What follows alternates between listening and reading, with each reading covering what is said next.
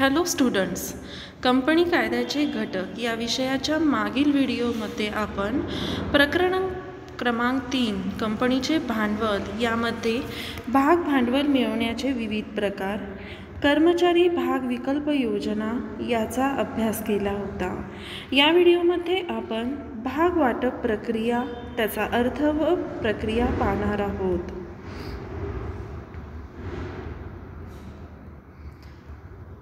भागांचे वाटप। सर्वप्रथम व्याख्या पाहूया।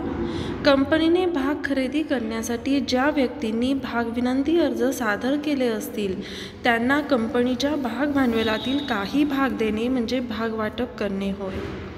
भाग वाटप भाग विनंती अर्जानुसार किंवा करारानुसार केले जाते। भाग वाटप हा एक करार असल्याने करार कायद्यातील सर्वसामान्य तत्वानुसार त्याचे नियमन होते। कंपनीने प्रसिद्ध केलेले माहिती पत्रक हे केवळ प्रस्तावार्थ नियंत्रण असते, प्रत्यक्ष प्रस्ताव नसतो। भाग खरेदी करू इच्छिणाऱ्या व्यक्तीने भाग वाटपासाठी कंपनीकडे विनंती अर्ज पाठवणे हा खरा प्रस्ताव असतो।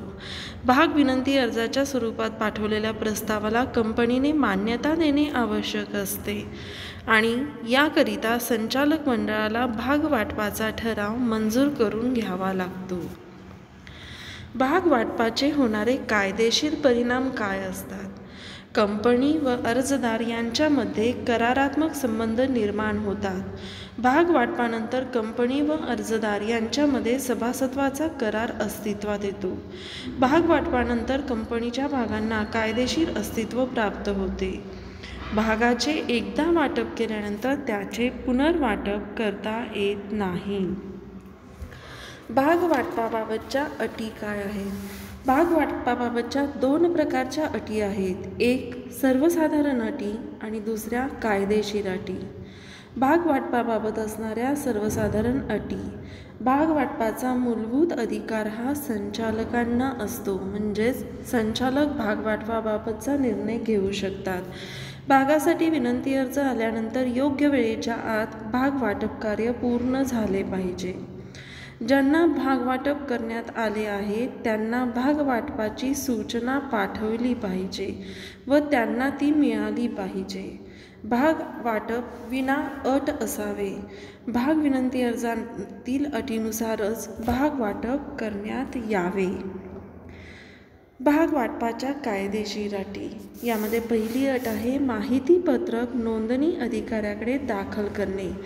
सार्वजनिक कंपनीचे माहिती पत्रक प्रसिद्ध असल्यास अथवा माहिती पत्रकाऐवजीचे निवेदन प्रसिद्ध केले असल्यास त्याची एक प्रत सर्व संचालकाच्या सहीने नोंदणी अधिकाऱ्याकडे सादर केल्याशिवाय भाग वाटप सुरू करता येत नाही।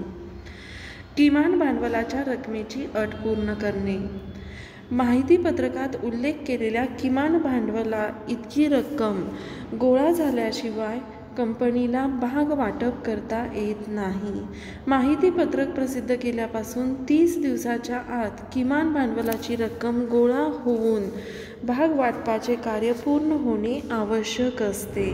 या मुदतीत कंपनी किमान भांडवलाची रक्कम गोळा करू शकली नाही तर कंपनीला भाग अर्जदारांची रक्कम ही परत करावी लागते व आपला कारभार बंद करावा लागतो।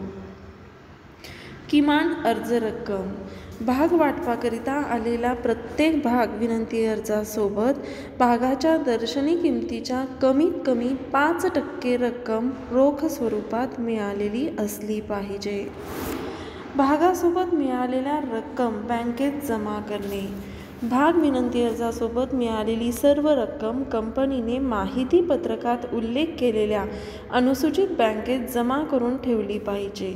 जोपर्यंत कंपनीला व्यवसाय सुरू करण्याचा दाखला मिळत नाही तोपर्यंत ही रक्कम कंपनीला बँकेतून काढता येत नाही। भाग वाटपाची मुदत। कंपनीने भाग वाटपासाठी निश्चित केलेली मुदत संपण्यापूर्वी कंपनीला भाग वाटपाचे काम हाती घेता येणार नाही। तसेच कंपनीने माहिती पत्रक प्रसिद्ध केले असल्यास प्रसिद्धीच्या तारखेपासून 5 दिवसाच्या आत माहिती पत्रकात यापेक्षा जास्त मुदत दिली असल्यास ती मुदत संपण्यापूर्वी भाग वाटपाचे कार्य कंपनीला हाती घेता येणार नाही। शेवटची अट आहे भागाचे यादीत नाव समाविष्ट करण्यासाठी अर्ज केला नसल्यास. माहिती पत्रकात भागाची नोंद भागबाजाराच्या यादीत समाविष्ट करण्याविषयी उल्लेख असल्यास माहिती पत्रक प्रसिद्ध केल्यानंतर 10 दिवसाच्या आत तशा प्रकारचा अर्ज भागबाजाराच्या अधिकाऱ्याकडे दाखल करणे आवश्यक असते. या तरतुदीचा भंग करून भाग वाटप केल्यास ते अकायदेशीर म्हणजेच अवैध ठरते.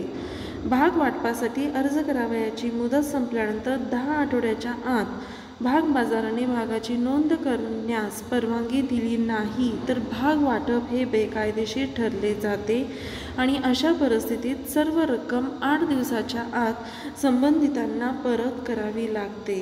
अन्यथा त्या रकमेवर 4 ते 15% व्याज संचालकांना स्वतः द्यावे लागते.